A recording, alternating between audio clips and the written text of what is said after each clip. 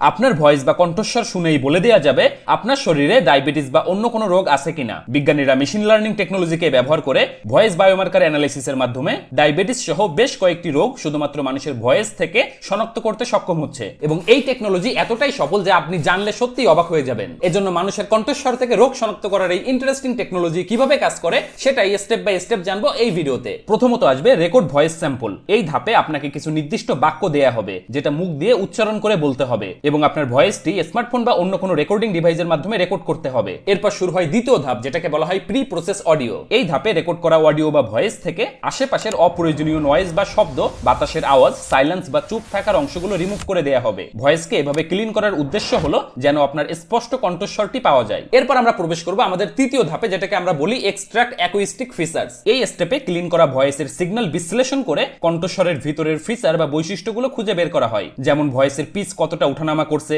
শব্দের শক্তি বা জোর কতটা, কণ্ঠস্বর কতটা স্থির বা পিচ ও ভলিউমের কোনো সূক্ষ্ম পরিবর্তন হচ্ছে কিনা ইত্যাদি। এরপর শুরু হয় চতুর্থ ধাপ, অর্থাৎ ফিচার ইঞ্জিনিয়ারিং। এই ধাপে আগের স্টেপ থেকে পাওয়া ফিচার্স বা বৈশিষ্ট্যগুলোকে মেশিন লার্নিং এর ব্যবহার উপযোগী ফরম্যাটে রূপান্তর বা কনভার্ট করা হয়। এখানে গবেষকরা রোগের উপর নির্ভর করে সবচেয়ে গুরুত্বপূর্ণ ফিচারগুলোকে খুঁজে বের করেন। অনেক ক্ষেত্রে এই ফিচারগুলোর সাথে ব্যক্তির বয়স, বিএমআই বা ওজন সংক্রান্ত তথ্যও যুক্ত করা হয়। এরপর আসে সবচেয়ে গুরুত্বপূর্ণ ধাপ, যেটাকে বলা হয় ট্রেন মেশিন লার্নিং মডেল। এখানে কাহিনী যেটা ঘটে, বিজ্ঞানীরা একটি মেশিন লার্নিং মডেলকে অসংখ্য সুস্থ এবং অসুস্থ ব্যক্তির ভয়েস দিয়ে ট্রেন বা প্রশিক্ষণ দিয়ে থাকেন। এর ফলে সেই মডেলটি ধীরে ধীরে শিখতে পারে কোন ধরনের ভয়েস প্যাটার্নগুলো সুস্থ মানুষের এবং কোনগুলো রোগীদের ভয়েসের প্যাটার্নের সাথে বেশি মিলে যাচ্ছে। সহজ করে বললে, যেমন চ্যাটজিপিটি আমাদের কথা বুঝতে পারে কারণ তাকে আগে থেকে মিলিয়ন মিলিয়ন শব্দ দিয়ে ট্রেন করা হয়েছে। সো একইভাবে রোগীর ভয়েসের প্যাটার্ন খুঁজে বের করার জন্য আমাদের মেশিন লার্নিং মডেলকে ট্রেন করতে হয়। মডেল ট্রেন করা শেষ হলে আমাদের সর্বশেষ ধাপ, অর্থাৎ প্রেডিকশনের কাজ শুরু হয়। এখানে প্রথম দিকে আপনার ভয়েসের যে গুরুত্বপূর্ণ ফিচার্সগুলোকে খুঁজে বের করা হয়েছিল সেগুলো এই ট্রেন করা মডেলের ভিতরে ইনপুট হিসেবে দেওয়া হয়। এখন যেহেতু মডেলকে আগে থেকেই ট্রেন করানো হয়েছে,